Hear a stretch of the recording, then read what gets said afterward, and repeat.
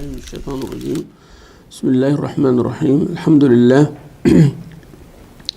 والصلاة والسلام على رسول الله وعلى آله وصحبه ومن والاه وبعد. We continue with our series of عالم الجن والشياطين, or the world of jinn and shayateen.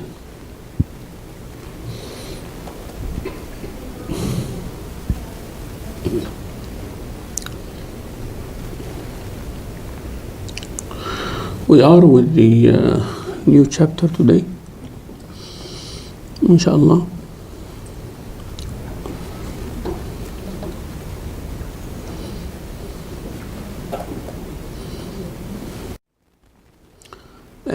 Last time we talked about different ways that the shayateen can come to human being, and if you read the chapter, the end of chapter 4, you'll see that some people, they kind of say that they cross to the other side and they bring souls and they bring things. They don't bring anything except a jinn. Except a jinn. People sometimes make the qurban. You know qurbani? Qurbani, what qurbani is? Qurbani, yani zabiha or something. Some people, they do that also for the jinn, wal-'iyadhu billah. They draw a circle or something. Circle. They sit inside of the circle. They mark it in a certain way, facing the east or the west or whatever, because there is certain beliefs that for the north there is some jinn, for the west, for the east there's so it depends what you want, evil, good, in the middle, bad, whatever, and then they decide which side they face. The jinn tells them which side they face. They face the Qibla, or they face the east, they face the sun, they face the moon, they face this, they face that. And they sit in a certain way, dark after midnight, and then they start saying the azima, or the things, that words that they say, Sometimes they're calling shaitan himself, Iblis. في عزائم اسمها عزائم الإبليسية يعني. They call upon Iblis, shaitan. Oh, shaitan, the father of the jinn, this and this, I make oath upon you to send me one of your servants or one of your helpers to support me in doing the affair that I am doing, and I'm asking you by these names, such and such and such and such and such and such.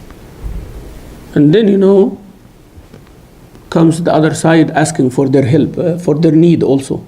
We need you to slaughter in the name of this jinn or this person, white chicken, black chicken. Sahih, it's not joke, it's real. And they do this, and they slaughter it, and then they say to the jinn, this is your hadiyah, or this is your zabiha, take it. They bring the blood of it, they put it on the circle in a certain way. Witchcraft, what they call witchcraft, or what they call this. So this is true. People do these kind of things.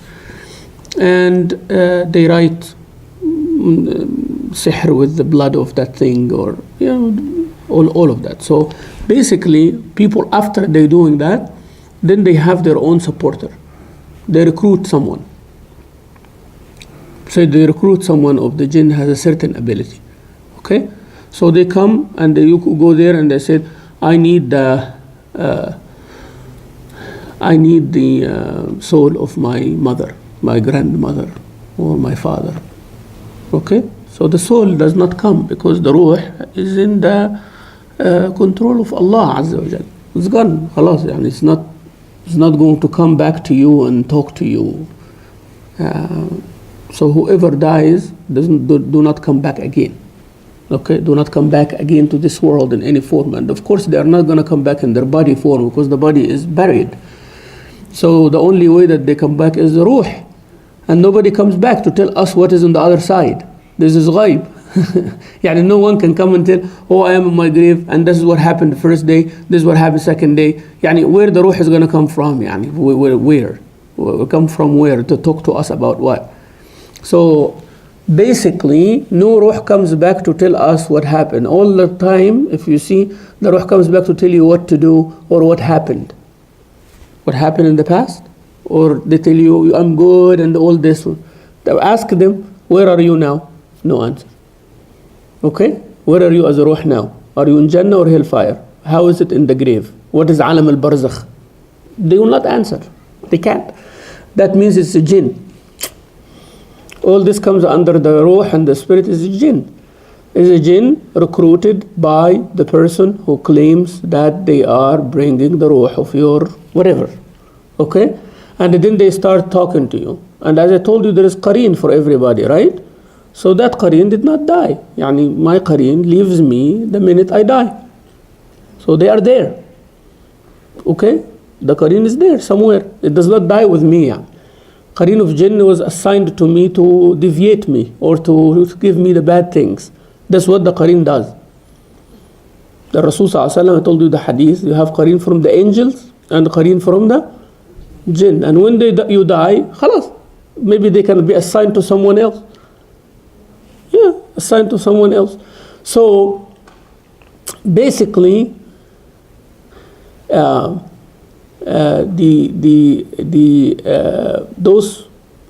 qareens are there. So maybe they will come and talk to that jinn, and they tell them about something like private or something that nobody knows except you. Okay? Oh, your grandmother used to sing that special song for you before you die, right? Before you sleep, right? I said, oh, nobody knows that. How do you know that? Oh, then, mashallah, the guy wins now. They will take your money now. Wow. All right? But that's what it is. All is about money. And what do you think it is? Somebody is doing it like because they want to be famous or whatever. They just want money. It's all about money. I just want you to know that. And superstition. Using your curiosity, your love of suspense, expectation, fear, and they get you. They get you. But it's all about this jinn. And the shaitan comes to the person from everywhere. All right? And then there is, as I mentioned, there is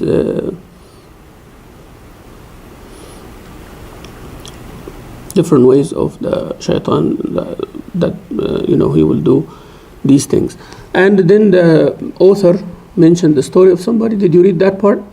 Or you didn't read that part? Just going to go over it quickly. Okay. That they say that the author mentioned the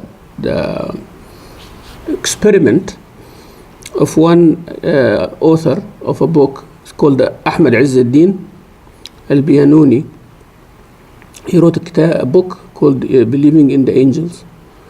And the Shaykh, the author of this book here, he quoted it exactly.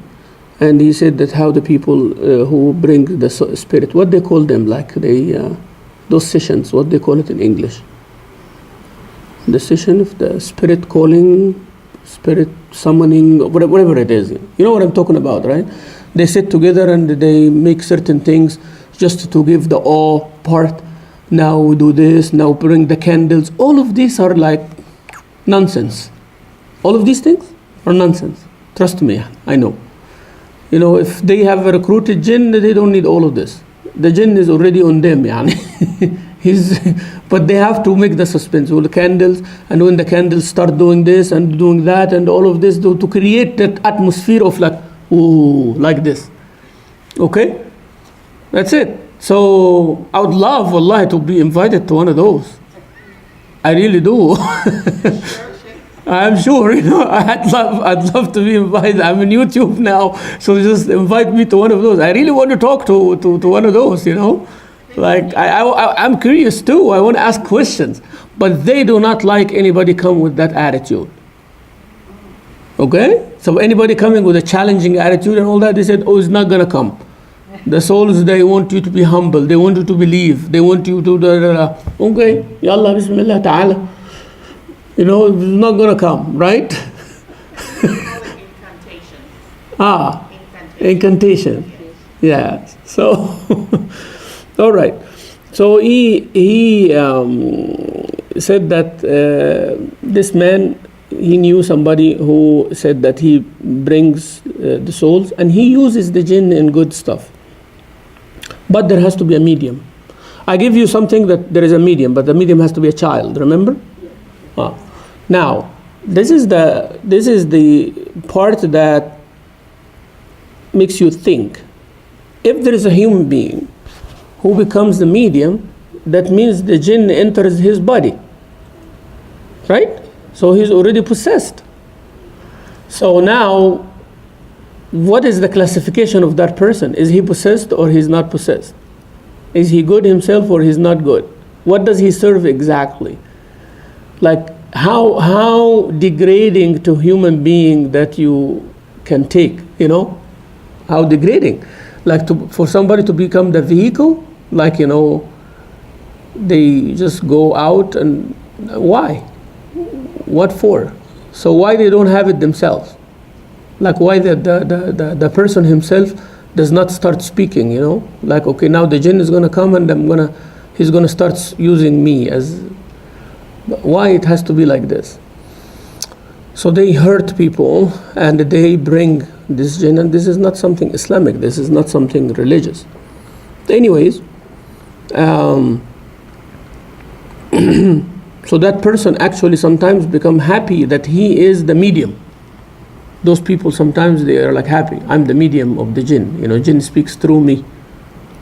Okay, so he went. That person went, and he says that in the beginning that they have to create that suspense.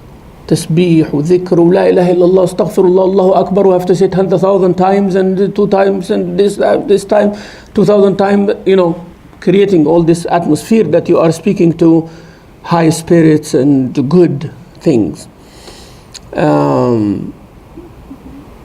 So, istighfar, tahleel, until he dozed off, like, you know, like the movies, like the book says. And then, you know, he said, whenever I'm like that, you have to put me on the bed and cover me with a blanket, right? And then a faint voice started coming, says Assalamu alaikum, and you know, introduced himself that he is not from the angels, that he is not from the jinn, but he is from the spirit or whatever. And he was just created by the word of Allah, kun fayakun, right? So, spirit, they call him ruh. He is a ruh. He's not jinn, he's not angel, he's not human being, he's a ruh.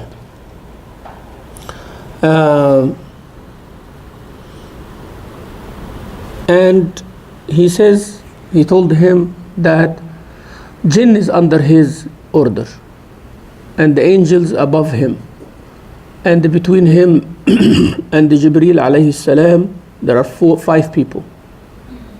Like there are order, yani, hierarchy, right? So he tells him that between me and Allah Azza wa Jalla in getting orders, there are 4 people in the ijaza, yani, you know, ijaza system. They are between me and Allah 4 people. So I get the order from Allah. That's the shorter the chain means the higher you are, right? So I tell him I get the orders from Allah. Between me and Allah there are 4 people, and then you know, so it's 1, 2, 3, 4, and that one is Jibreel alayhi salam. Yani Jibreel get the order from Allah and he give it to someone, who give it to someone, who give it to me. And I am the one who can order jinn to do things.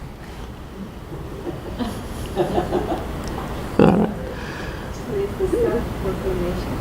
Yes. And then, you know, he started telling him, you are a good man, and this and that,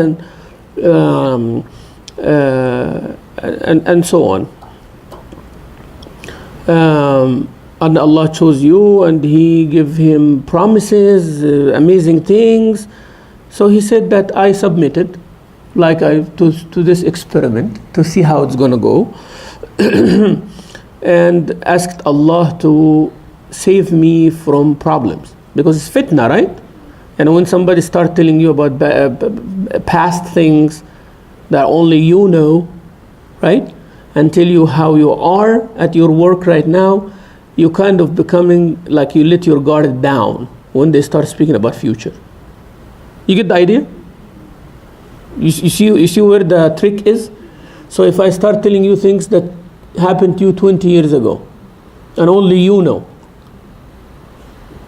right? Then this is number one now. That's a big hit. Correct? That's a big hit. Remember when you were like 14 years old and you were like in that room and you did da and you said this. Then I said, whoa. And they will tell you, now you have an issue with your husband, he does such and such thing and you are bothered by that. Right? Then yeah. Now when they tell you, but in 5 years from now, such and such will happen. So you're already down, your guard is already down. And you start believing in these things. And they start speaking by generalities. Generalities means, most of the problems you have, it's going to go away. This and that. This is general stuff. The good news coming out your way within the next month or two. Then you become like hypersensitive. You are actually yourself trying to not only find good news, but you're trying to make good news. You see where the trick is? It's a type of hypnotism, you know what I mean? Like I say, you are going to have a positive feeling in the next 48 hours that you never experienced before. Whoa! Like that, And when it happens, come talk to me. I'll tell you exactly why you're having that positive feeling. You know what is going to happen? You leave that masjid trying to create that positive feeling. I already put the seed. Your brain is going to start looking for how to make positive of things. That's the power of the word. That's the power of the word. That's why I tell people, always talk to your kids like that. Always talk to your spouse like that. And you see the effort. It's not magic. Wallah, it's not magic. Try it. That's why even sometimes you go to those trainers, people pay thousands of dollars. They tell you every morning, stand in front of the mirror, say, I am good, I am beautiful, I am handsome, I am the best person there is. You know what? They tell you these things. It's not, sometimes you think it is a joke. Okay, try to do it between you and yourself. Try to do it. Every day in the morning say, today is going to be a good day. Today I'm going to do the good things. And you say as a Muslim, inshallah, right? Not as doubt, but you are attaching it to the Mashiach of Allah.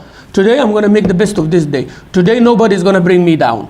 Everything I'm going to turn it to positive. Bismillah, tawakkaltu ala Allah. Yallah. And make somebody try to bring you down. You said, no, I'm not going to do this today. Right? It's all in our heart. It's all in our mind. We have powers. We do have powers. And then you said, oh, Allah, Shaykh Mamdouh is amazing. Go to his training. I told you, if I want to be a millionaire, I'll be a millionaire like this. No problem. But this is cheating. This is cheating. This kind of advice should be given free. It's in our Quran. الذين آمنوا وتطمئن قلوبهم بذكر الله ألا بذكر الله تطمئن القلوب. Allah told us. You see, even if I recite it in a certain way, it makes your heart feel comfortable. So why you have to go and pay thousands of dollars for someone who's superstitious and all that? الذين قال لهم الناس إن الناس قد جمعوا لكم فاخشوهم فزادهم إيمانا وقالوا حسبنا الله ونعم الوكيل فانقلبوا بنعمة من الله وفضل لم يمسسهم سوء واتبعوا رضوان الله. See, والله ذو فضل عظيم. Those people tell them, be careful. These people are gathering for you. These people are going to hurt you. What they say? حسبنا الله ونعم الوكيل. From their heart, nobody can hurt you. Allah says, Allah switch everything. This is your Quran. Why you have to go to somebody to bring the jinn and the souls and the spirits and all of this? This is the whole idea of this session, I can talk to you on, all of this suspense and this world of unseen. Allah make it unseen for a reason. for a reason. Don't be distracted by this. You know what? If the jinn became like open for us and all of that, we'll become bored. You'll become very bored. It's like, why? Why I have to see this world? I'm focused on myself, Why I have to be concerned about all these things? Like if I tell you, I give you access to see everything happening in the Muslim community, would that be a blessing for you? Think about it. Everybody's curious to know what is happening behind closed doors. Type? Everybody is. Type. Imagine now Allah give you the power every morning from 7 to 10 a.m. that you can see everything happening in the community. Yalla, let's see what you're going to do. You're going to go crazy. Am I right? You're going to see everybody fighting, everybody happy, everybody this. Just too much information you cannot handle. So it is a ni'mah of Allah that makes you not see, or it is a ni'mah, it's a niqmah. It's a ni'mah from Allah that I'm not able to see what is happening in every classroom in Masjid Champion. Imagine now if you can hear every single voice in this building. How are you going to handle this? How are you going to sleep? How are you going to sleep at night if you can hear the whispering in every house in your neighborhood? You see, sometimes you are asking for something of your own destruction, but you don't know. Yeah? So Allah Azza wa Jal made what I do hidden from you and what you do hidden from me is ni'mah. Wallahi ni'mah. Sometimes we go dig in something that causes us problems. So that's why people concerned about the affairs of others. والرسول صلى الله عليه وسلم قال من حسن إسلام المرء تركه ما لا يعنيه. يعني from the best of your Islam is to leave what is of no business to you. That's for your own good. For your own good. يعني if somebody, people will think, okay, I know everything happening in the community. I have the story of everyone. And do you think this is a blessing? This is not a blessing. It's not a blessing from Allah. That I want to come and I want to smile at everybody's face. كل واحد عنده their own problems at home. خلاص, keep it at home. When we come here to the masjid, we're happy with each other. Now imagine if I can read everyone. Whoa, whoa, whoa. Like, it's like, some people claim this, that they can read everyone, right? Are you kidding me? Like you can read everybody? I don't want to know you, man. You are someone that I don't want to talk to. Yes, I want to know that there are things that I am the only one entitled to have. That feeling itself is good. It makes me a human being. But if somebody have access to all of this in my chest and my heart, then I don't want to talk to this person. Okay? I want to be afraid only of Allah. يَعْلَمُ خَائِنَةَ الْأَعْيُنِ وَمَا تُخْفِي الصُّدُورِ. He's the only one who knows the eye intention and what is in my chest. I know. So that's the only one I can cry to. The only one I can beg for mercy. The only one I said, Ya Allah, you know my weakness. He's the only one. I want to do that with Him only. I don't want anybody to have control of this. And that's why people scare you. You become afraid to be exploited. Right? So that's what they do. So he started doing this. First session, second session. Then he told him, I want you to read such and such. So then the medium wakes up. So he starts seeing the medium wakes up. He rubs his eyes as if he did not know what is happening.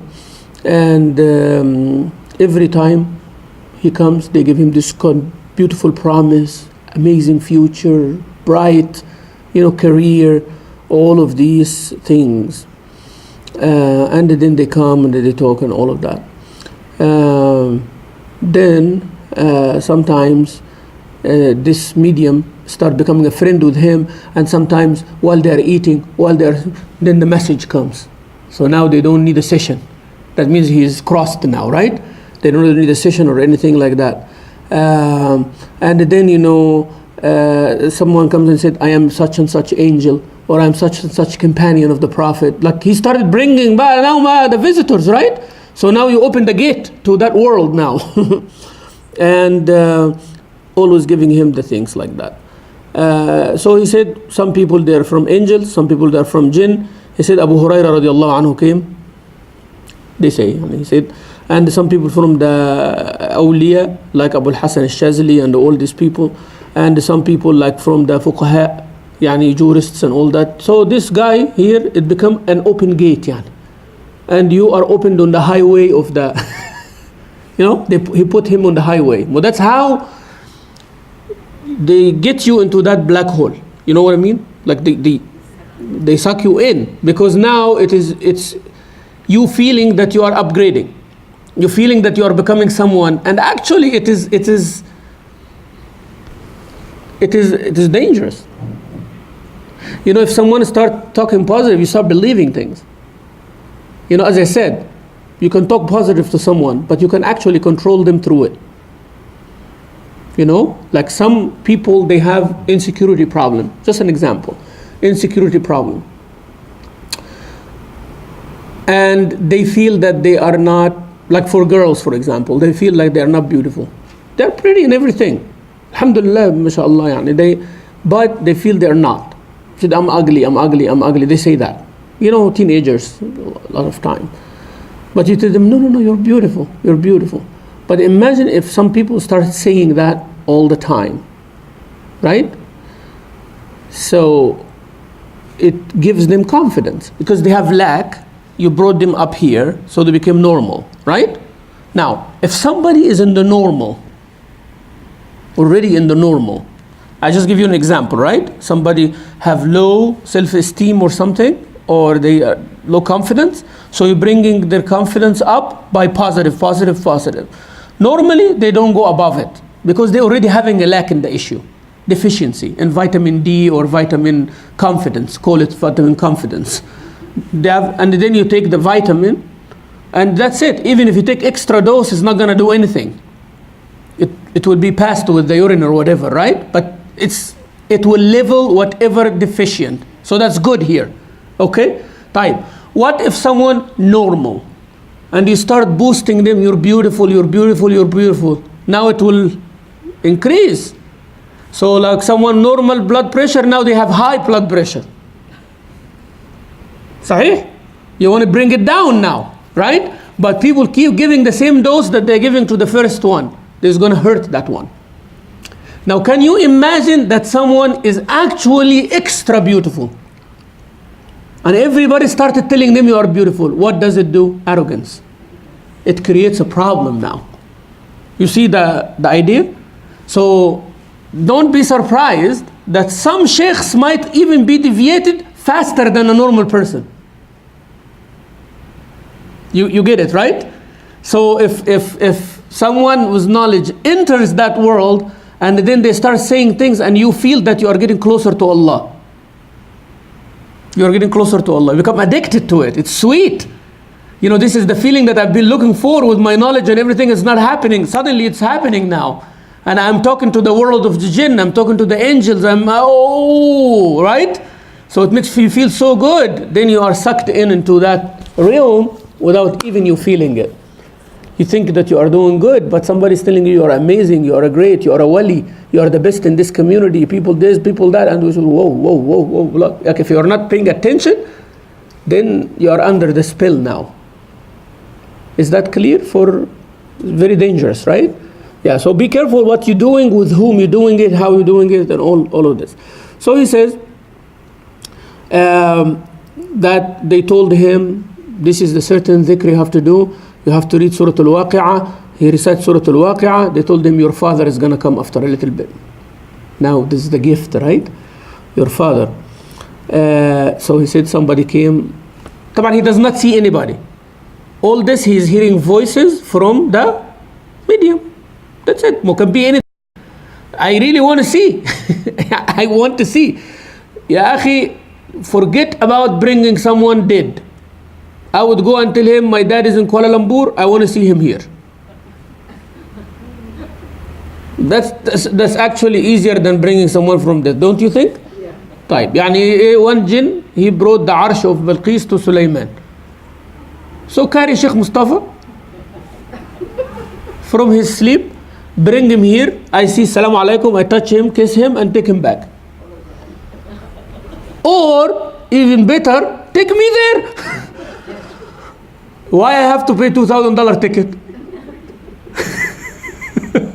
So you are happy now. I'm just uncovering for you the false of this, right? I don't want to see my grandfather who died. I want to see my dad who's there. So take me. Wallah, if you do that, I believe in you. Every weekend, I go for 2 hours, say Assalamu alaikum, have dinner with my dad and come back. Is this too much to ask? If you are able to bring someone from death, طيب يعني carry me. Yalla, let's go. So then you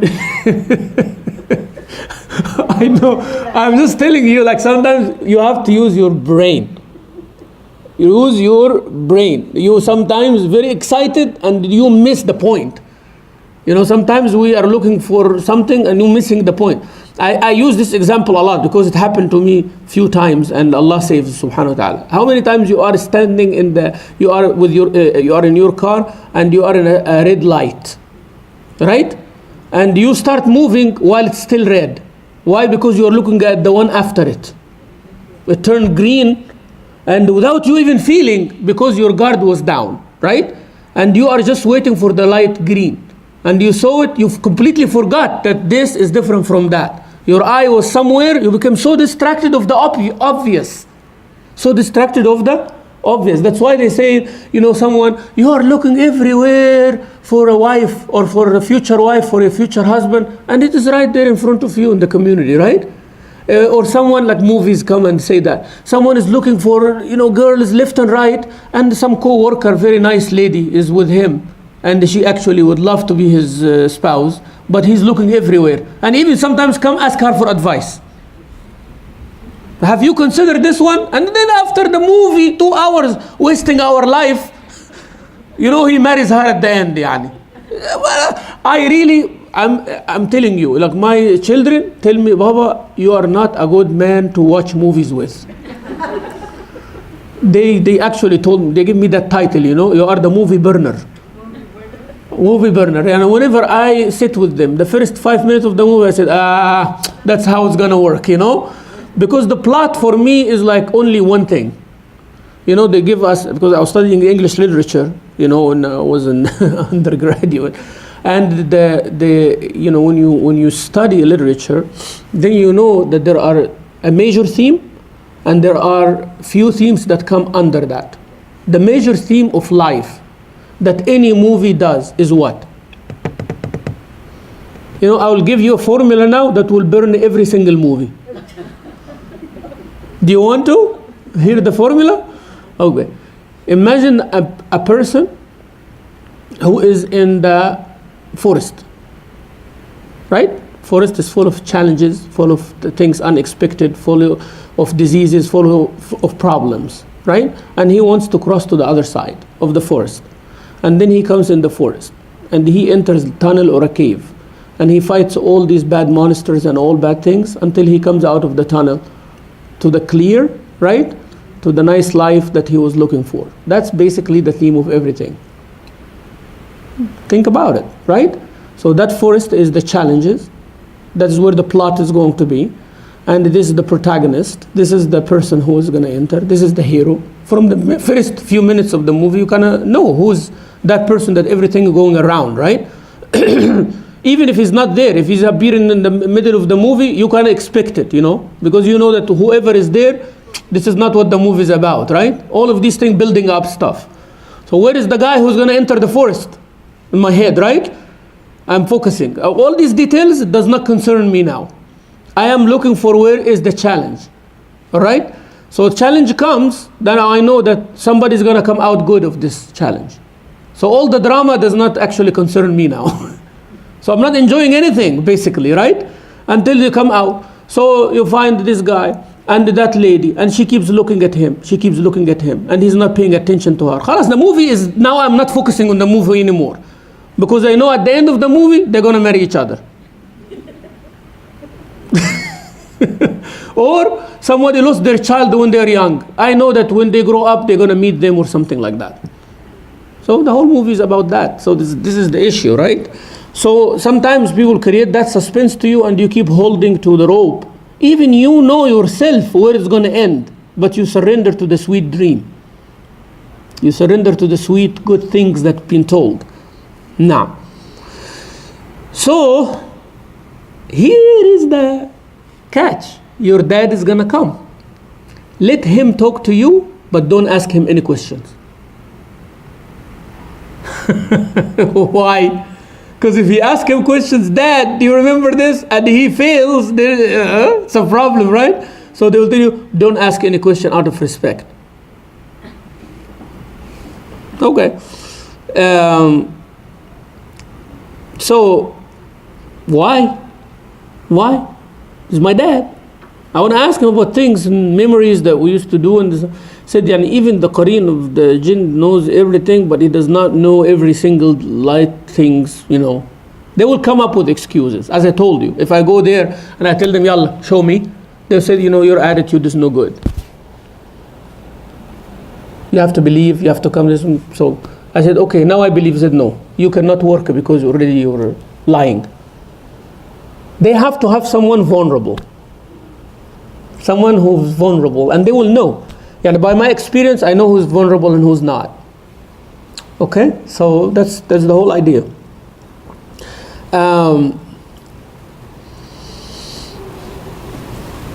So he said, I went to the experiment. So they said, when they come to me, somebody, when they bring for me the soul of somebody that who is known by knowledge, right? I want to discuss certain issues with them. So if they're going to bring me someone, I said, I'm Imam Malik. Salam, wallahi, very good now.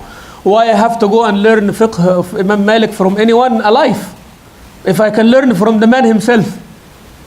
Okay? But they said, you know what? No, he's coming to greetings only. You cannot discuss with him fiqh issues.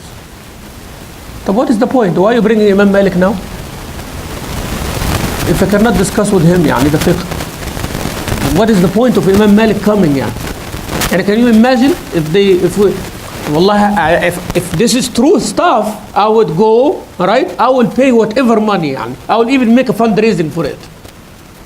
I want the soul of Imam Malik to come to Masjid Champion. When I will collect the whole Jama'ah, we'll have a whole night. Wouldn't you agree? All night with Imam Malik. Yalla, bring. Everyone will pay $1,000. Yalla. And Imam Malik will come and solve all the ishkal of fiqh for us. We'll have one night. And every night you bring kida. We'll book Imam Malik 1 month, Imam Abu Hanifa. Why we have guest speakers? Why we have guest speakers? I'm just telling you how you can debunk this whole issue. Why the Jama'ah here suffer and bring guest speaker this, guest speaker that, when we can have all the Sahaba one after one, And maybe we can get the Rasul Sallallahu Alaihi Wasallam one time, the big one, Okay, and he give us the hadith straight. All this is nonsense. Okay, I'm just giving you hints how this thing can be destroyed easily. Why I want to see the soul of my grandfather? هات لي سيدنا آدم على طول. Bring سيدنا Adam. I want to talk to him. How was it? When the angels were prostrating for him, how did he feel about it? I really want to hear from him. Come on, why make shortcuts? Why you are wanting to? Why I want? Like I told you, why do I want to talk to my grandfather that I never seen him? La, I miss my dad. Take me to my dad. If you're gonna bring me someone from the past, bring me back big Anbiya wa Mursaleen wa Salihin. I really want to feel, right? Take me back to Ghazwat Badr. I want to go participate. But whenever you have that spirit and that attitude, they'll block you. Block you. Like those chat rooms that have trolls and everything. When you kind of call them out in their game and all that, they block you. Yeah, because they want vulnerable people who believes. And the problem is those vulnerable people become the army of defense. Like when you go and talk to the people who go and pay those people who do black magic and all that, they tell me, Akhi, relax, this is bad, all bad. They start defending. But ya Shaykh, you don't know. they told me this and it happened. They did this and they can hurt you. They can, and you find people like because you are threatening their source of comfort. You know, so they find a high, like somebody addicted to drugs, and you tell them for your own good, I'm gonna take you away from drugs or take drugs away from you. What they're gonna do? They start punching you. You're the one who's trying to help them, but you're the enemy now. Make sense?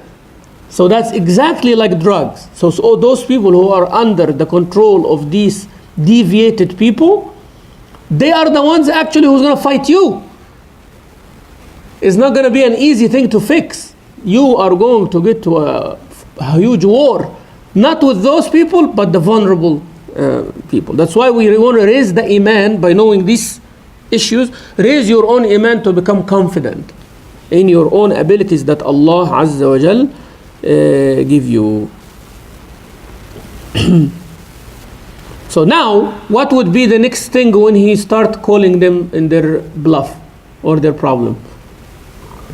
What do you think? Like if you start saying, oh, this is a lie. Like if someone like me goes and say all these things I said now, what would they do to me? Huh? Threaten. You know? Now you are impolite. The arwah or the spirit gonna hurt you. I'm gonna hurt your children, gonna hurt your family, so you back off now. You see? Because now what you want to do? Yeah, go ahead and hurt me, or you said, you know what? I walk away, because maybe it is right. You see, always the unseen has that kind of magical weapon. If they don't get you through targhib, they will get you through tarheeb. If they don't get you through enticement and invitation and boosting and all of this kind of thing, you are challenging. Bring me Sayyidina Adam, bring me Sayyidina Nuh, you are mocking them and all this kind of thing. Mocking those people, not mocking the Anbiya, astaghfirullah, you know. Mocking the people, why are you, like I just told you now, they said, you know what, you are impolite. That means, you know, they will hurt you. They will hurt your wife, they will hurt your children. You know, you will see the bad things. Now, they could not instill the positive to control you, they're going to instill what? The negative. Now your brain, without you knowing, because you were there challenging these kind of things, but you are unaware of the negative that they can put on you as a human being, now your brain is going to interpret any little thing as bad. You start seeing things now. It's just an idea. That's why Rasulullah said, sihr in talking. Inna min al-bayani la sihra. And that's why those people, hypnotism, and there is some advanced courses in psychology and all of that, they kind of affect the person. They know how to speak, they put you under a spell without you knowing. Yani. Not under a spell like magic, but by the way they address you, the way they look at you, the way they address you. You find people like, you know, someone standing on the counter in the airport, right? And then you go there and you find formal. Some other people, you find that the person in the counter become like a little bit agitated. And some people, when they come, they will do whatever they want. There are certain people that will always get an upgrade by just talking to the person on the counter. They know what they're doing. Some people, it comes by luck, yani, because their personality is like good personality. They make everybody relax. You know, some people, their smile or their talk or their appearance make the person relax. It's like a shot of sedative or something like that. Yes, truly. Some people have that kind of ability. And some people, they know that they have kind of that ability. That kind of ability, and they know how to use it. That's the dangerous one. Okay? So they come and they decipher you. They know exactly what you're lacking. They start giving you a shot from that one. And that's why you'll find that that person is dealing like this, they're like this, and then they go out of their way with someone. What does that someone do the first time they see them? Right? So they know exactly what to do. They know exactly how to signal things. They know exactly how to look at you and talk to you and all of that. So inna min al-bayani la sihra. So they talk and hypnotize. And hypnotize the person. So they just said a statement. They give an idea. And I use that example all the time.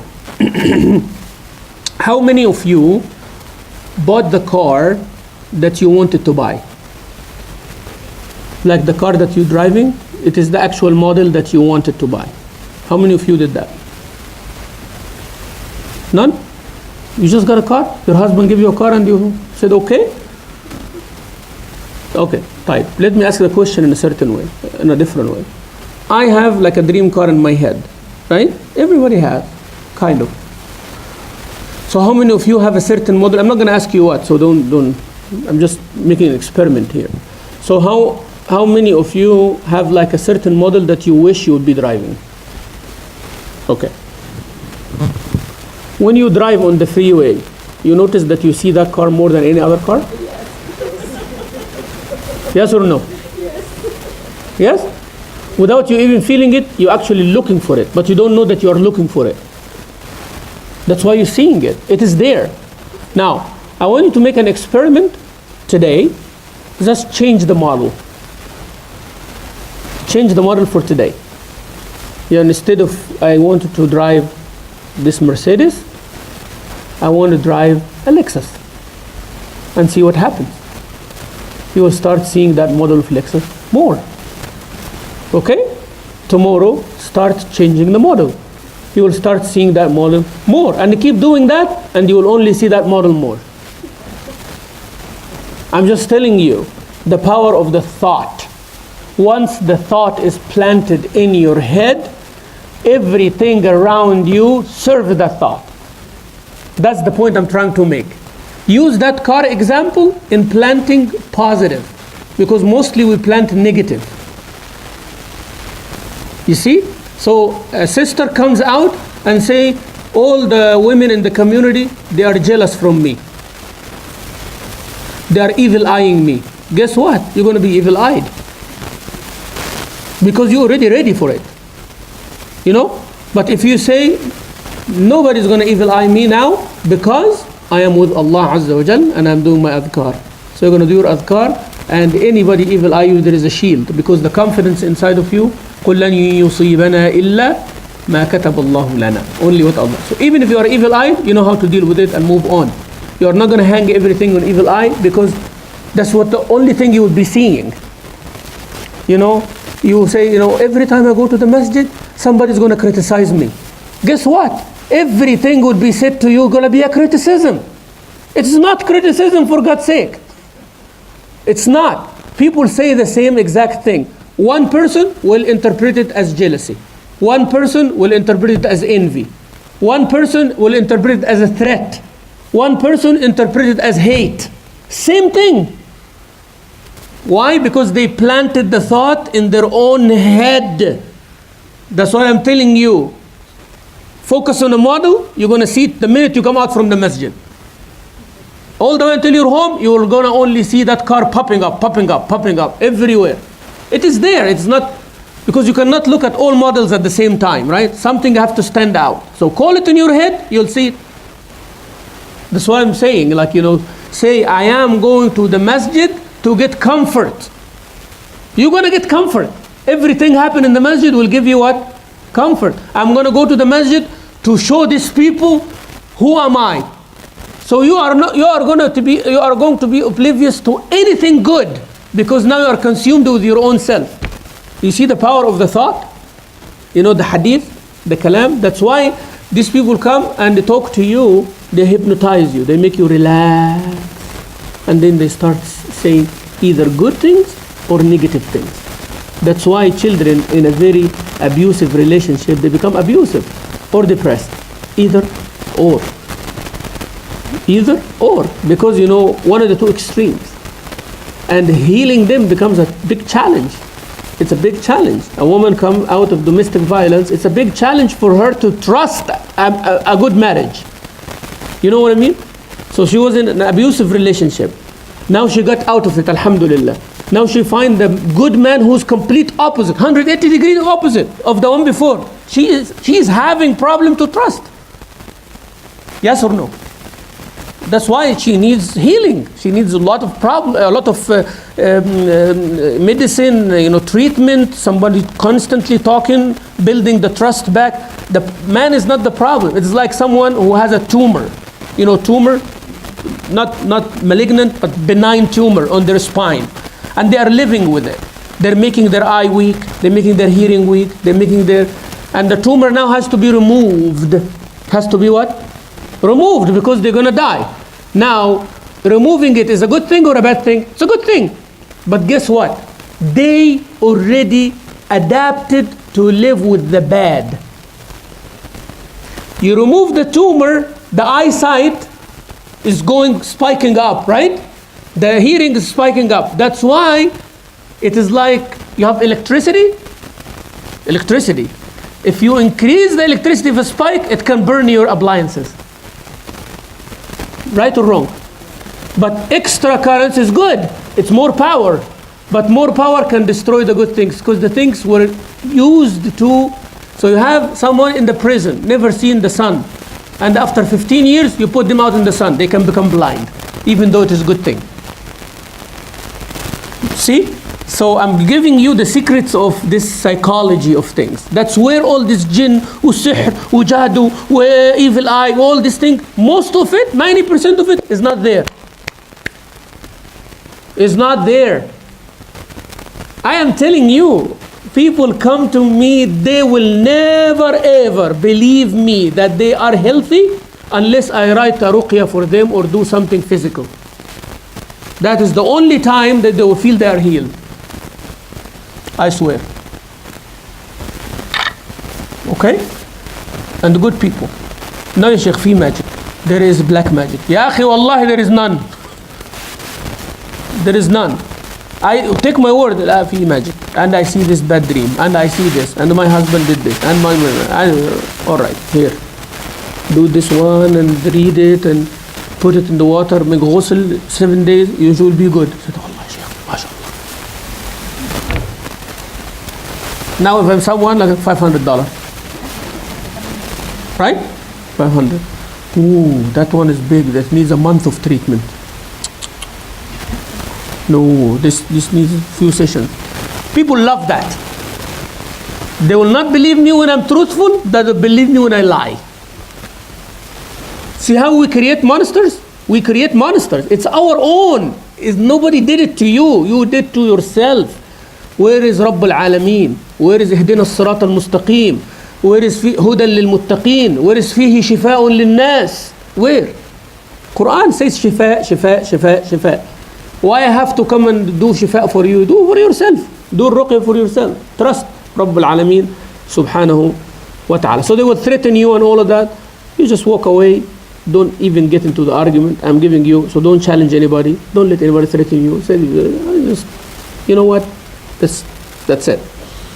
So this is the danger of that, trying to instill an idea in your head and then act upon it.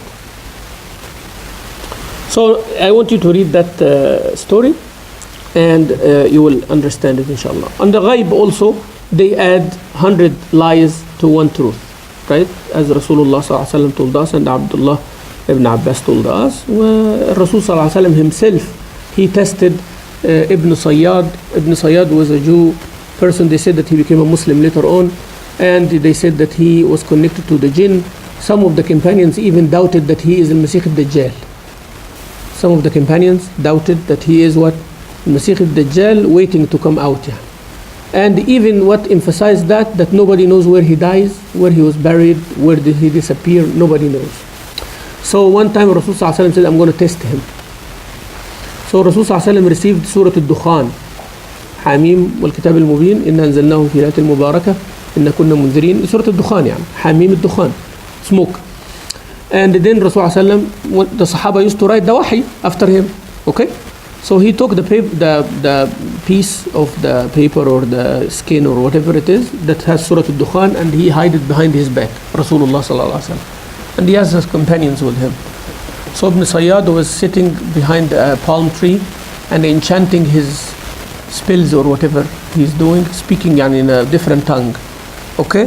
So Rasulullah sallallahu alaihi wasallam and the Sahaba coming from behind him, his mother saw them coming.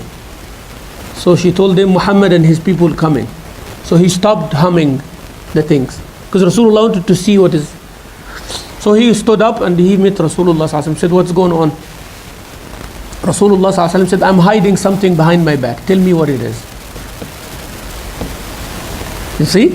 So Rasul sallallahu alaihi wasallam is teaching his Sahaba, teaching the Ummah. So he told them, tell me what it is. قال معك الدخ. He does not know what he's talking about. Right? معك الدخ. He could not say dukhan. That means he doesn't know. Somebody told him, but did not give him the full truth. Okay? Because now Rasulullah hiding behind him. Can a jinn see it or not? Yes. Can a jinn see what is hiding or not? Yes. Yani the jinn can see from the minute Rasulullah left, he talked to his Sahaba, what we're going to do. A jinn heard that. Okay? But they have certain abilities. They could not see what Rasulullah is hiding. It is hidden. They cannot come inside of it and see. That shows you the limits also. Right? I'm holding my iPad and I'm holding like this. The jinn cannot see what is in the iPad. Yani they don't have an invisible USB drive to enter and extract the information. They can't do that. Right? They cannot do that. So anyways, he told him, Rasulullah said, اخسأ ما جاوزت قدرك. اخسأ عدو الله ما جاوزت قدرك. So he told him, stay in your place. You'll not be better than what you are, or you cannot be a higher level than you are. Means the jinn say things, right? They, as Abdullah ibn Abbas said, they are riding the back of each other until they come to the part of the heaven that they can hear the angels talking about the aqdar of the people. But the minute they do that, a meteor come and hit them. So before it hits them, they deliver the news, but they cannot deliver the whole thing. So the men hear it, and they hear it, and they say it until they give it to the kahin or the sorcerer. So the kahin and sorcerer try to make sense out of it, and he start adding stuff. So now, as I said, the person is adjusted now to look for whatever the truth is. When they find one truth, they believe the 100 lies. And sometimes that power makes you create that. Like they say, you are going to get a new job. And then a week later you get a new job. That was the part. What job they didn't tell you. They just say you're going to get a new job. And then, after that, they tell you once you get a new job, you're going to get a promotion. And when you get a promotion, you're going to get married. And that woman is going to give you a little bit hard time, but it's going to be good over time. Something like that. All right? So the man knows about the job, but he does not know about anything else. You know what is the dangerous part? That you're going to create that. You are going to create what they told you. Because inside, you want to believe it. So you got a job, from day one, you want to get the promotion. So you're going to work very hard. So you actually got the promotion not because they told you, but because you worked hard. Then you're going to get married, and then you believe that your wife is going to get you trouble. So actually sometimes you're going to push her to create trouble. I swear by Allah it's going to happen, And then you yourself are going to back off, and she becomes good. You see how bad it is? Idea is in your head, it's going to happen. So that some people have that magic. They put the idea in your head, and then they said, what? Do whatever you do, you're not going to succeed. You're going to stay in that job forever. And you find the person becoming more and more depressed in their life. You see? So somebody giving negative message all the time, their children grow up like this, hate themselves, hate the society, hate everybody. Cannot fix it. Allahu Akbar. And all this, UFOs and all of this kind of things, nobody knows what it is, basically. It's either like something developed by the army, maybe, theory, Allahu A'lam. Can be jinn, yeah. Jinn can make visuals for you, we said yes. The jinn can make anything for you, but it's always short enough for you not to be able to make sure. That's why the doubt stays there. When the doubt is there, you keep creating stories around it. But how many people they actually had a UFO went and touched with their finger? Went inside, took a picture. Now, mashallah, we all have iPhones, yeah. We'll take like a big, huge picture, like clear resolution, Or maybe I record the message from that alien.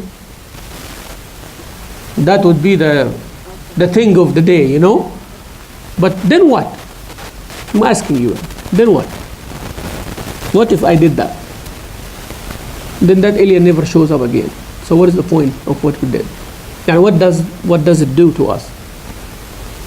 I'm just going to cut it short for you. Is there a possibility that there are aliens and the smart whatever intelligence in another planet? Yes, there is a possibility. Allah is able to create. يخلق ما يشاء ويختار. ما كان لهم الخيار. Allah can create whatever He wants. وربك يخلق ما يشاء ويختار. Allah can create subhanahu wa ta'ala.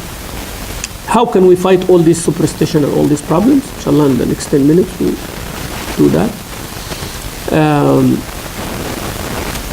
You have to be careful and you have to be cautious. And be careful, as I said, of those who are attacking you through the thought process. Anybody who put negative in your head, avoid. Toxic. Right? Anybody putting you down is not a good person. Always be around the people who give you respect and they always encourage you for who you are. And be careful not to claim something which is not yours, and that is a very dangerous thing. Everybody, between us and ourselves, we know our own abilities, right? Don't be happy that somebody is telling you something which is not you. Sometimes people want that and crave for that. So if it doesn't come, they become worse.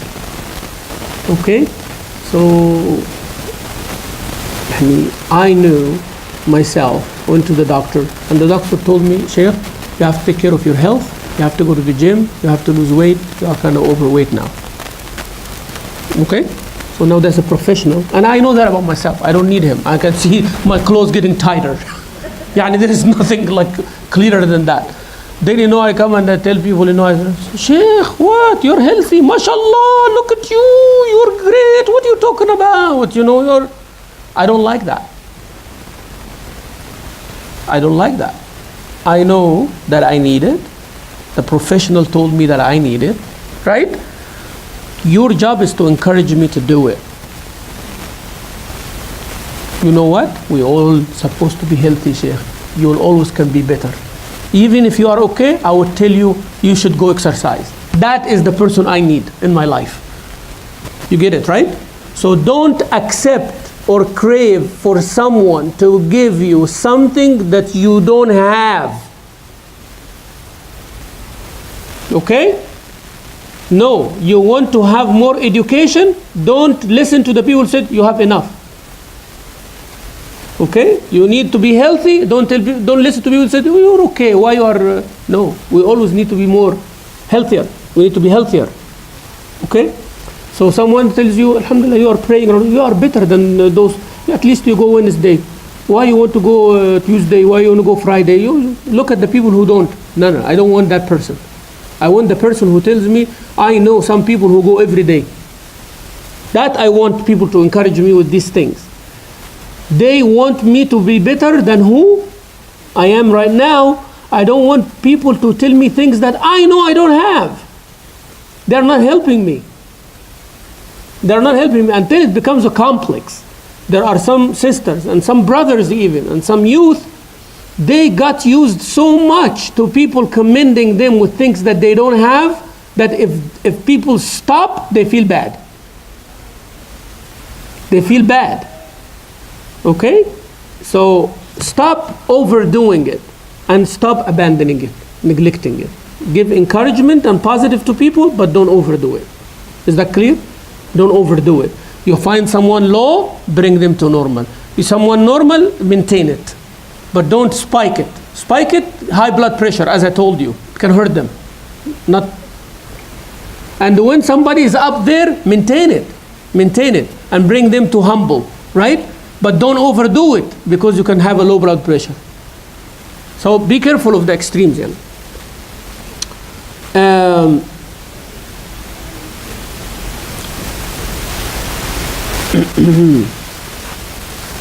So Ibn al-Jawzi, he said that about the fight between us and the shaitan. He said your heart is like a fortress, and there is a fence on that fortress, and for that fence there are doors, and those doors and that fence has a defective part, right? And the brain is in that part. The angels come to this fortress, and beside that fortress there is an area where the desires and the shayateen and all of that, there is no fence around it. So now you see the picture. So he said the picture is a fortress. This is your heart, huh? There is a fortress. That fortress has a fence around it, and in that fence there are doors, strong doors. If they are open, things can come in, but you're closing it. But there is a part in the fence which is defective. Yani the stones are down, crumbled. Anybody can break it, right? It's a weak part. Beside that fortress, there is an area where there is no fence, nothing. And in it there is the desire. This is the residence of the desire. Shayateen come to that without any knocking, without anything, right? So that's what he is trying to say. So he said, the people of that area always fighting with the people of that fortress. They come from every now and then trying to attack the fortress. So now the shayateen, they want to come to the fortress. So what are they looking for? A weak spot. They keep going around the fortress. There is a door, there is a door, there is a door, there is a door, until they find that weak spot. The weak spot.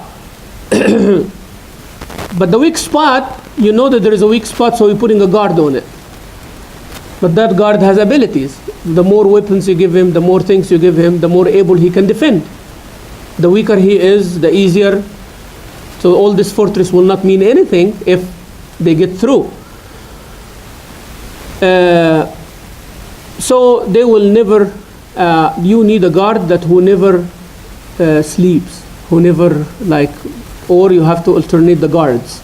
So you give sadaqah one day, read Quran one day, fast one day, do this one day, right? So the guard is switching. So there is, that part is guarded, because each one of us has a weakness in their heart. Someone the weakness is money, some man the weakness is woman, sometimes the weakness is children, sometimes the weakness is pleasure, it depends, and then you have a guard on that one. But always the shayateen in that deserted area trying to get to you through what? Through this aspect. So you have to have, because you have the doors and everything strong, alhamdulillah, right? You are praying, you're doing, it's a strong part. Shaitan will not come from that side, but he will come from your weakness.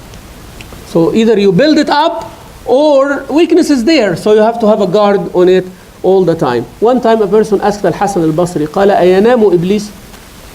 Does Iblis sleep? Go to sleep. قال لو نام لوجدنا راحة. If he sleeps, we will be comfortable. يعني you will know that the time of comfort that Iblis is asleep. But Iblis is always up, he does not sleep. Unfortunately, he doesn't. So he said that this fortress is always having lights with the dhikr. The lights, so that means you can see around, those lights that they have in the army bases and all this, like anybody coming close, the lights goes up. He said the dhikr make this light. So the thief cannot come when the lights are up, because there are cameras and stuff. So he said that mushrikun bil iman. And it has a mirror. So Ibn al-Jawzi is talking about surveillance at his time. A few hundred years ago, he said there is a mirror, that through that mirror you can see everything happening outside. He said the first thing that the shaitan will do is to create fog on that screen. You see, is to create the fog on that screen. So all the fence now is there, but you don't know what is happening and who's attacking. After a while, the mirror, when it has so much moisture, what happens? You see this rust coming on the sides, right? Very, subhanallah. And then he says that when you have focused mind, fog is not going to be there. You don't want fog to be there. You don't want fog to be there. So you have to be always focused.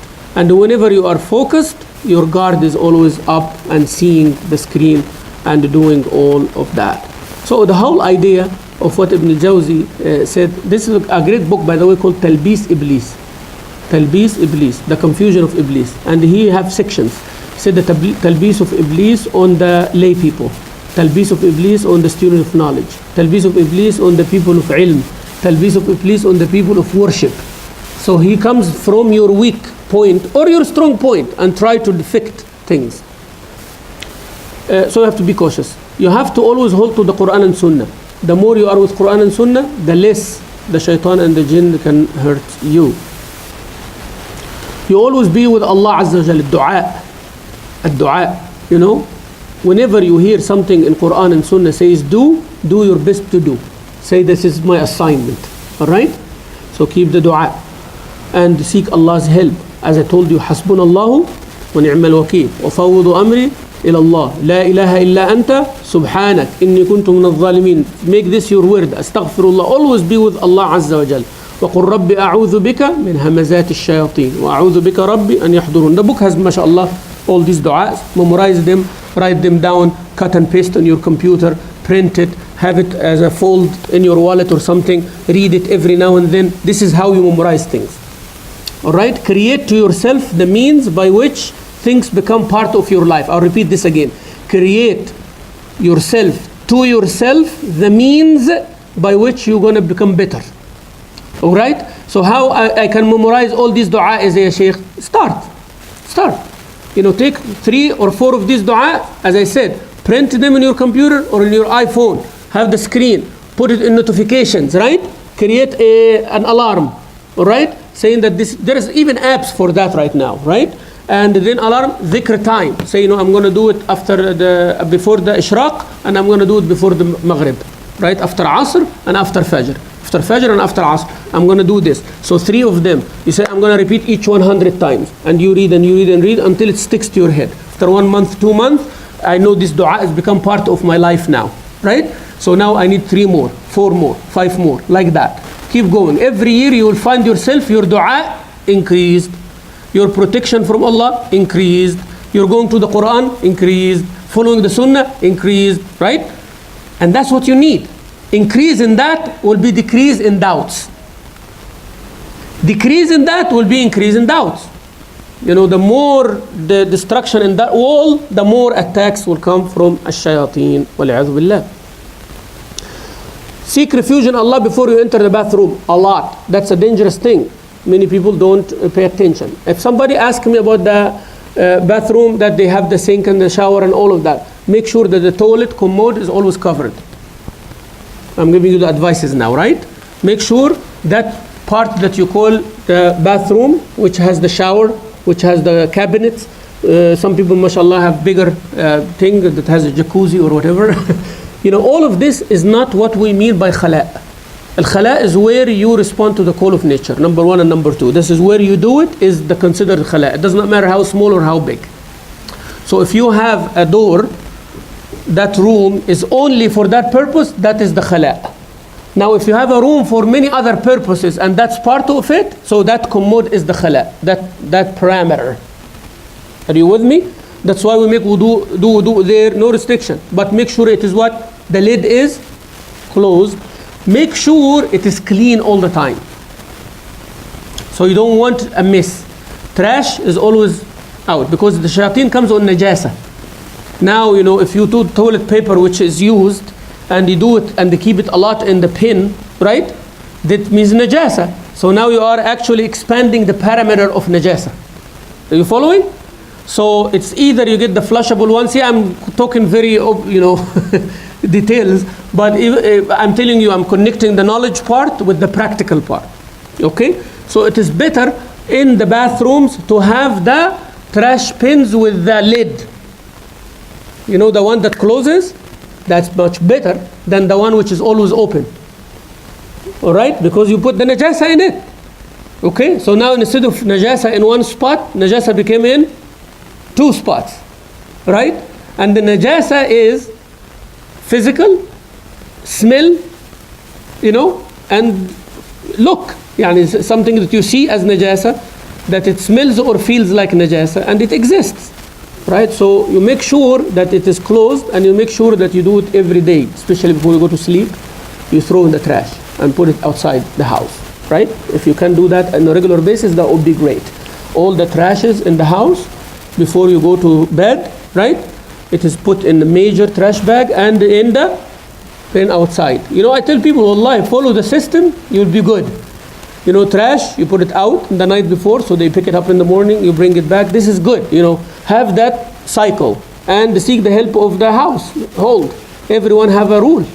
Bathroom, bring your bag in there, and you can say it until it becomes a habit. So make sure it is clean, make sure it is organized, make sure there is no najasa, the commode is always covered, flushed. If you have those things that make it smell better, that's even better. Those little blue things and all that, clean regularly, so there is no najasat or anything around. Make sure you have a slipper only for the bathroom, inside the bathroom. Now, I'm just giving you extra stuff that we do, but actually it's good. We want to do it with conscious effort, things inside. Make sure that it smells good all the time.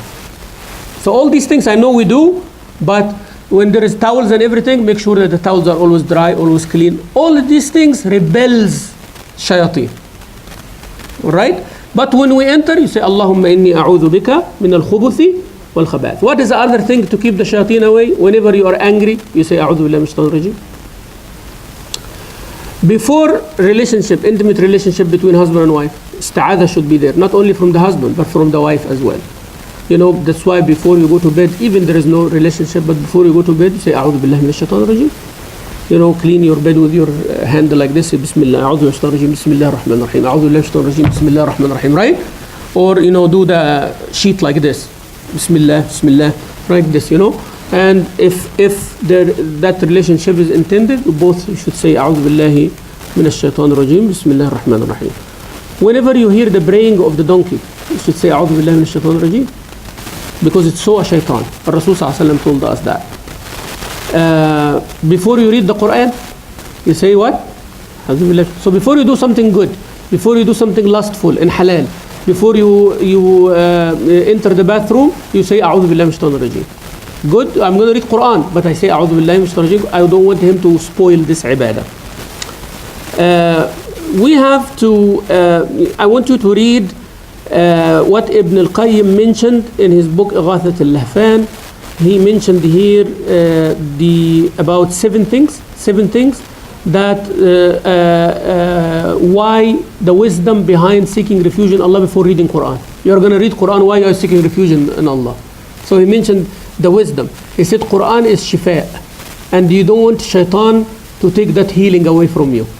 Like when you get the medicine, you are holding the medicine in your hand. You are afraid that you drop it. You are afraid that somebody steal it. You are afraid somebody take it from you, right? Quran is that healing, the bottle of medicine in your hand. So you seek refuge in Allah. Ya Allah, make me able to hold it until I get the shifa, right? So that's hikmah also. And he says that the Quran is like water, and you are like the plant. Okay? Shaitan is made from fire, and fire does not go well with water. It will make the water evaporate, right? The guidance, take the guidance away from you.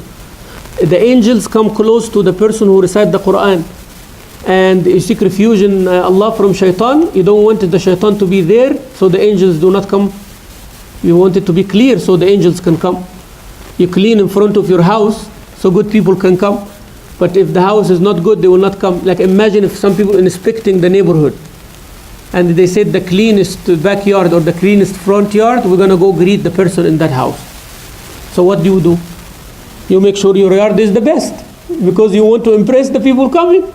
So if they come and they find your yard, the grass up and all this, what's going to happen? They walk, pass you by. That's what you seek refuge in Allah before you recite Quran for. You want your front yard to be good, so the angels come close to you. Shaitan also will whisper to you, so you do not ponder upon the ayat of the Quran you're reciting. So you seek refuge in Allah from that. You are talking to Allah Azza wa Jal, so you want Allah subhanahu wa ta'ala to have a direct line with you. You don't want shaitan to be in the middle. And so on, We also protect our children and our family with the ruqyah. I give you a secret, I give you advice. If you have cooler, that you put the big jugs of water, read the ruqyah on a small bottle, like the ruqyah I gave you before, I think, Fatiha, beginning of Baqarah, short ruqyah, 5-10 minutes you finish. You read it on a bottle of water and mix it with that big jug of water and put it on the cooler. If you have a bigger container or something like that, that you read the ruqya and add it with it. You cook from it, you drink from it, you even in your bath, have some water of the ruqya every week or every month. You don't have to do every day, right? And after you take your shower, add some warm water to it and put it on yourself. That's the protection, continuous protection.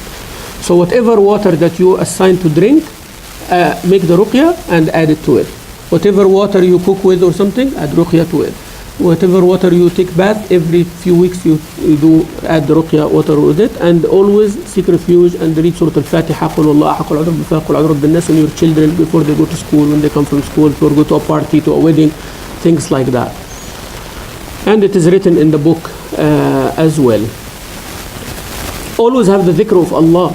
The dhikr of Allah should be always there. وَلَا ذِكْرُ اللَّهِ أَكْبَرُ.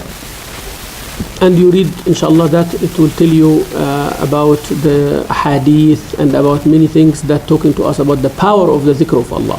That part the author actually did a lot. Also, stick with the jama'ah. Be as a group. When you are alone, you are weaker. When you are with a group, you are stronger. Always seek the ilm. Ilm, like these sessions, shows you the plots of the shaitan and how to get over it. Without these sessions, you will not know how. You are going to a war without knowing how to fight, what to fight with, whom you're fighting. You're not seeing anything. So this seeking the knowledge will help you. Always, whenever you find that your desire telling you something, you always give the measurement. Is it halal? Is it haram? Avoid or do. So always try to be the enemy of shaitan like shaitan is your enemy. You know what? You are trying to do this, I'm going to do the opposite. Sometimes it happens like that. You want to wake up in the morning, you know what, still no, I'm going to wake up. And you go and, push yourself to it. I'm going to read Quran, but I need to do this. No, I'm going to read even half page. Instead of 5 pages, I'm going to read some Quran. You just overcome that desire this way. Avoid any place that's negative, as I said, or people do ghaiba, namima, all of these kind of things. Don't haste and rush into things. Take your time. I was talking to my wife yesterday, and there was some kind of misunderstanding, and I said, okay, I'm not going to do that thing. She was unhappy. So she expecting that I'm not going to do it, right? But later I did it. I said, why did you say I'm not going to do it and then you ended up doing it? I said, okay, when we are angry, we make wrong decisions because we are angry, right? So at least when I'm angry, I make sure that I'm not making big decisions so they don't come wrong. That's number one. But what if I did in a moment of anger? So I hold myself not to act upon it for a while. You know what? I'm not gonna do that thing. Like I'm not gonna. I will change it tomorrow. Right? Then I sleep over it. In the morning I'm calmer. So I did. I did not change it. Right? So when I'm angry, I said something. I want to control myself not to say it. But if it so happened and said it, give yourself some time to act upon it. Like they said, whenever you get an intimidating email or a message, don't reply at once. You know what? What I do? You open notes. Notes or document, Word, and write all you want. Vent. Write all you want. No. That's why I said go to notes. I did not say do the email. Notes, another program, right? As if you are in email and do all the things. And you say what? You know what? This is the first draft. I need 2 more drafts, right? Then you go edit it. I swear by Allah, I'm going to finish inshallah. By Allah, that there was one time something intimidated me so bad, 5 years ago. Until this minute, I'm still editing the email.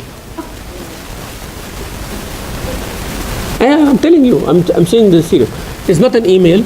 I put it in a document on that night when I was intimidated, and I wrote like 3-4 pages. And this is a message to scholars, peers, people who are were in that meeting, and I came out mazloom, not happy. So I wrote each one of them what wrong they did. And I wanted to send it in the morning. Then the morning comes, I said, no, I'm not going to send it this. This is going to hurt their feelings badly and all of that. 2 months later, it irritated me more. So I went and edited, and I added a little bit. I did not send you the email because of such and such. Now I'm going to send it to you because. And every year that issue comes, and I go edit. I'm just telling you now, that message is a message of love to these people, right? So inshallah, I know one day I'm going to send them a very nice message. It turned from negative to, but that is my experiment. It's a 5-year-old experiment. Like what I could have said 5 years ago, I'm telling myself now, and I'm keeping it for that reason. I'm not sending it, but what I'm keeping it for that reason. That every time I want to teach myself a lesson, I go read that message. I said, these people, my relationship with them developed to a great thing. What if I send that message that time? What my relationship would have looked like? Now, did I benefit from my shuyukh like this? Did I benefit from my peers like that? They actually remember how patient I was, and they are making up since then. You see, they're making up as a means of, we're sorry, kind of. But you see what we do? When you look at it 5 years later, it's a blessing of Allah that you did not reply. So remember to hold your anger, and if you say a decision when you're angry, don't act upon it. Because most likely you will not act upon it later. And it is no shame to change your opinion when you were wrong. Alright? We stop here inshallah. All these are the ways of shaitan. Inshallah, next time we'll finish chapter 5 and we go for chapter 6. Inshallah, I think we have 2 more sessions, right? And we will be done with this book. And inshallah, we'll do a Dar al-Akhirah after that, inshallah. Jazakumullah khairan. Wassalamu alaikum wa rahmatullah.